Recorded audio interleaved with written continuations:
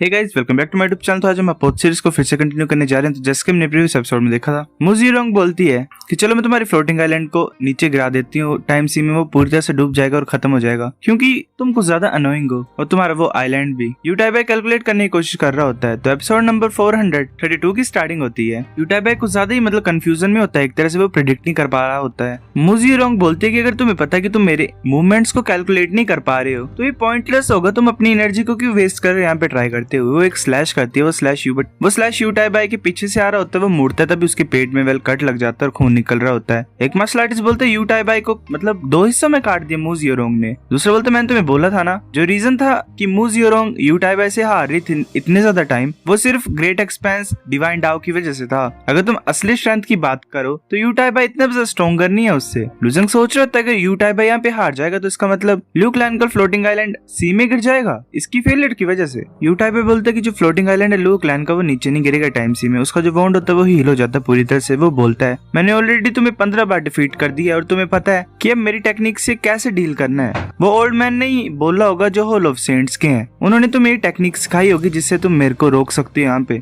अगर ऐसी बात है तो मैं तुम्हें और तुम्हारे जो ओल्ड मैन है हॉल ऑफ सेंट के, उन्हें दिखाता हूँ कि मैं कैसे तुम्हारी बॉडी को तुम सभी की बॉडीज को फाड़ता हूँ पर एक तरह से तुम्हारे जो फ्लोटिंग आइलैंड्स हैं उन पे पैर रखता हूँ फ्यूचर में। उसकी बॉडी को स्टार्स कवर कर रहे होते हैं, वो जो स्टार्स होते हैं वो पूरी तरह से यहाँ फैल रहे होते हैं। उसकी जो पूरी बॉडी होती है वो चेंज हो जाती है और वो एक तरह से बहुत बड़ा इंसान बन जाता है। उसकी जो वेन्स होती है उसमें भी डिफरेंट कलर का ब्लड फ्लो कर रहा होता है। लुजंग सोच रहा होता है जो स्ट्रेंथ सोर्स है वो इसकी ब्लड वेसल्स में फ्लो कर रहा है ब्लड के अलावा, ये कैसे पॉसिबल है, कैसे कर रहा है ऐसा। वेल स्ट्रेंथ सोर्स शायद बॉडी कल्टीवेटर से कुछ रिलेटेड है। एक मार्शल आर्टिस्ट बोलते मैं तो बिलीव ही नहीं कर पा रहा हूँ कि यूटाइबाई ने इतनी स्ट्रेंज तरह की बॉडी रिफाइनिंग स्किल को यूज किया है। ये तो कम्प्लीटली अलग है 8 डाउ पिलर्स और 9 डिवाइन स्टार से। दूसरा बोलता है ये है क्या, किस तरह का स्ट्रेंथ सोर्स है, ये कैसे ब्लड को रिप्लेस कर सकता है। मुजीरोंग सोच रही होती है कैसे हो सकता है, मैंने क्लियरली सरपास कर लिया था इसकी जो पता लगाने वाली टेक्निक है और मैंने अपनी किलिंग डिवाइन डाउ में भी ब्रेक थ्रू किए थे और ऊपर से मैं 2 फर्स्ट रैंक सुप्रीम प्रिमिडल वेपन्स को यूज कर रही हूँ, पर मैं इतना ज्यादा नर्वस क्यों फील कर रही हूँ उसकी पावर से। यूटाइबाई जल्दी से आगे से टेलीपोर्ट होता है। मुजीरोंग नोटिस कर लेती है पीछे की तरफ, यूटाइबाई पीछे से अटैक करने लगा होता है। मुजीरोंग सोच रही होती है मैं इसके मूवमेंट्स को देख पा रही हूँ, इस टाइम मैं जीतूंगी, मैं तुम्हें पीसेस में कट कर दूंगी। वो गोल गोल रोटेट कर रही होती है और आगे की तरफ अटैक करने के लिए जा रही होती है। तभी यूटाइबाई उसे पकड़ लेता है, वेल एक ही हाथ से उसकी कमर को पकड़ लेता है। मुजीरोंग बोलती है कि तुम क्या सोच रही हो, तुम जीत जाओगे अगर तुम मुझे पकड़ लोगे तो। वो अपनी पूरी बॉडी को स्केल्स में कवर कर लेती है, वेल जैसे उसने किया था लुजंग के ओपोनेंट ने, मैं नाम भूल गया उसका, रेलम लॉर्ड जो था। एक मार्शल आर्टिस्ट बोलते हैं कैसी डिवाइन एबिलिटी है, जो स्केल्स है इसकी बॉडी के ऊपर वो तो होली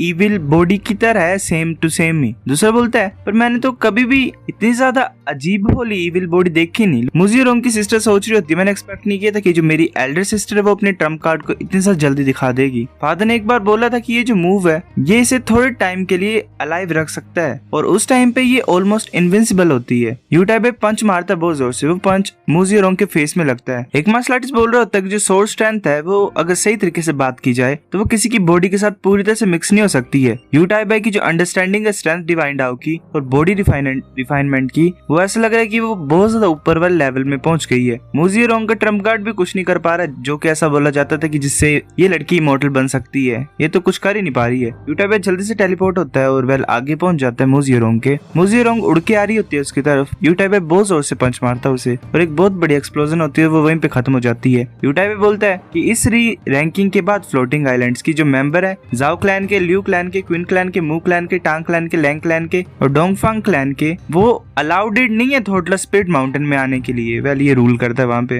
वेल वाओ, अकेला इंसान इतने बड़े बड़े क्लैन से फाइट कर रहा है, ये इंसान भी मस्त है गाइस, वन मैन आर्मी। ये सुन के सभी मार्शल आर्टिस्ट हैरान होके बोलते हैं क्या। यूटाइबाई ऐसे खड़ा होता है। लुजंग बोलते हैं जाओ क्लैन, ल्यू क्लैन, क्विन क्लैन, मू क्लैन, टांग क्लैन, लैंग क्लैन, डोंगफांग क्लैन, मुझे रैपर बनना चाहिए, ये अलाउडेड नहीं है थोटला स्पिरिट माउंटेन में एंटर होने के लिए। लुजंग सोच रहा होता है मैंने सुना कि जो 4 ग्रेट फॉरबिडन लैंड्स हैं उसमें साउल डिसोलेट सबसे ज्यादा मिस्टीरियस है और जो वर्लपुल फॉरेस्ट है वो बहुत ज्यादा खतरनाक क्रिएचर से भरा हुआ है। जो अबिस डीमन रीजन है वो सबसे ज्यादा डेंजरस है। तो जो थोटला स्पिरिट माउंटेन है वो सबसे ज्यादा वैल्यूड एक तरह से वैल्यूएबल फॉरबिडन लैंड है जितने भी वेल्दी फ्लोटिंग आइलैंड्स हैं उनके लिए। अगर वो बंदे बैन हो गए हैं तो इसका लेना देना शायद शायद लू क्लैन के फ्लोटिंग आइलैंड से होगा ही। अकेला मेरे को लगता है कि मू हाइजी नहीं था जिसने लू क्लैन को डिस्ट्रॉय किया है, बाकी क्लैंस भी होंगे इन्वॉल्व और उन्होंने फिर लू क्लैन के ऊपर अटैक किया होगा पहले। यूटाइबाई अपने हाथ से इशारा करता है, वही सेम शायद लूजेंग वाला। वो बोलता है कि अगर जो मेंबर है हान क्लैन का और ज़्वान्यू क्लैन का,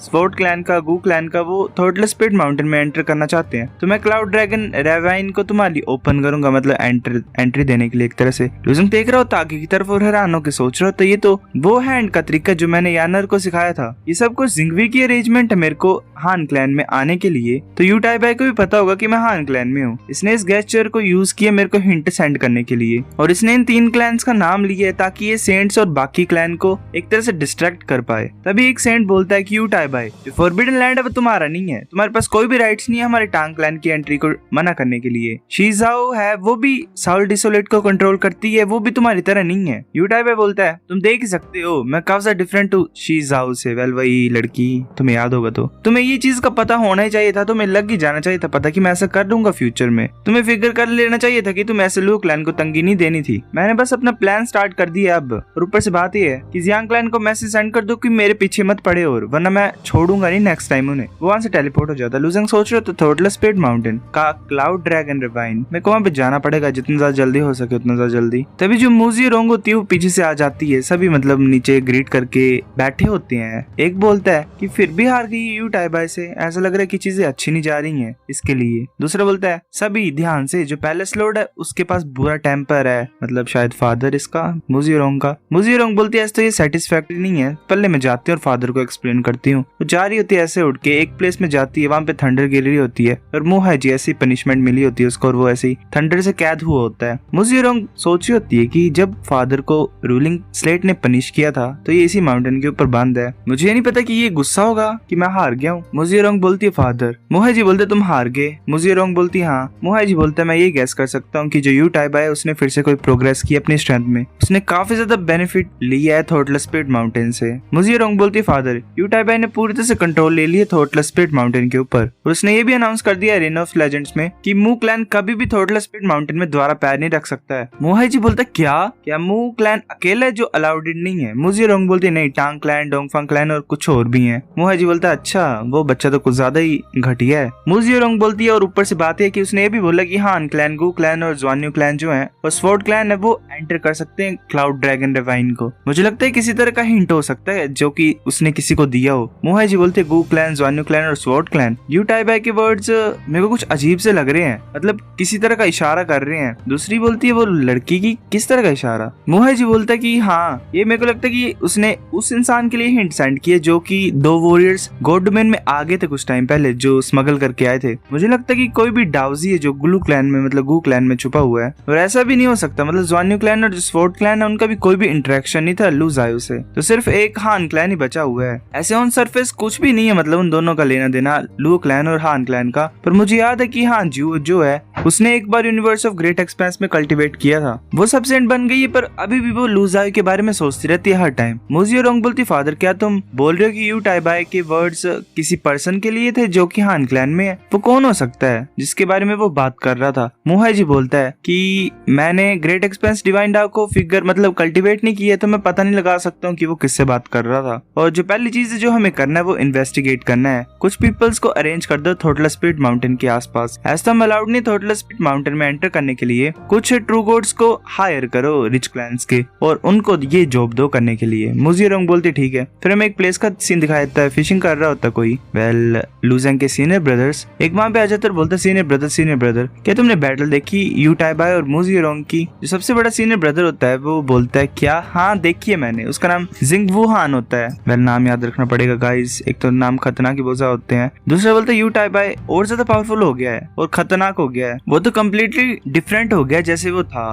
तुम्हें क्या लगता है उसने किसी को हिंट दिया था क्लाउड ड्रैगन रिवाइन में एंटर करने के लिए जब उसने अरेना ऑफ लेजेंड्स में बात की? मुझे लगता है कि वो पर्सन खुद एंटर कर सकता है क्लाउड ड्रैगन रिवाइन में अपने आप, तो वो ये चाहता है कि हम उसकी हेल्प करें। क्या लगता है तुम्हें? जिंगवू हान बोलता है कि सपने देखना बंद करो। यूटाइबाई की जो वर्ड्स है मुझे लगता है वो जूनियर फेलो डिसिपल के लिए हैं, हम भी एक्शन लेने वाले हैं, हम ऐसे यूटाइबाई के पीछे नहीं हो सकते हैं। मतलब इसका जो जूनियर ब्रदर होता है वो सोच रहा होता है कि प्लान के लिए कुछ हिंट है, वेल ऐसा वैसे ही इसे पता नहीं लगता चीजों का। वो बोलते हैं कि little junior brother already God domain में असेंड कर चुका है और वो करंटली किसी फ्लोटिंग आइलैंड आइलैंड पे है। जिंगवू हान बोलता है कि junior brother already God domain में असेंड कर गया होता तो उसकी असेंशन को जियांग क्लैन के मेंबर ने गाइड किया होता ऊपर की तरफ। तुम्हें क्या लगता है सेंट क्लैन जो है वो मतलब जो सेंट्स है वो ऐसे छोड़ देते उसे? क्या लगता है तुम्हें यू टाइबैन इतनी ज्यादा तंगी क्यों दी थी जियांग क्लैन को रिसेंट टाइम्स में? वो इंसान बोलता है हाँ तुम सही बोल रहे हो, अगर जूनियर ब्रदर किसी फ्लोटिंग आइलैंड में है अभी तो हम इसे यहाँ पे क्यों नहीं लाते? मैं पर्सनली उसे ट्रेन करूंगा और उसकी प्रोग्रेस को और ज्यादा फास्ट कर दूंगा। जिंगवू हान बोलता है क्या तुम सच्ची मुझे उसे फाइंड कर सकते हो? तुम्हें क्या लगता है वो तुम्हारी तरह केयरलेस है? ऐसा बोलो कि मतलब चलो तुमने फाइंड कर ही लिया तो क्या करोगे तुम? तुम्हें क्या लगता है तुम उसे बचा सकते हो, सेफ रख सकते हो गूगल लैंड के फ्लोटिंग आइलैंड में? मास्टर हमेशा वास्ट क्योस में घूमते रहते हैं यहाँ वहाँ, तो ये आसान है दूसरे सेंट्स के लिए यहाँ पे हमारे फ्लोटिंग आइलैंड में घुसने के लिए। ठीक है जो भी तुमने बकवास की है उसे बंद करो